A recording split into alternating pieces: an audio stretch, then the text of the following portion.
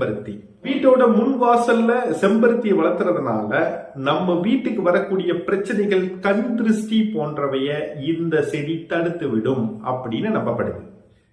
இந்த செம்பருத்தி செடியில பூக்கின்ற பூக்கள் நம்ம வீட்டுக்கு வரக்கூடிய எதிர்மறை அதிர்வுகளை தடுத்து நிறுத்தி நம்ம இல்லத்திற்கு அதிர்ஷ்டத்தை தருது.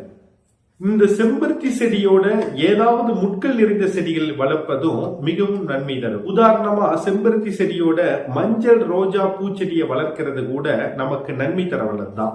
இந்த செடிகளை வீட்டினுடைய மேற்கு அல்லது தெற்கு திசைகளை வளர்ப்பது நமக்கு நன்மையை தரும்.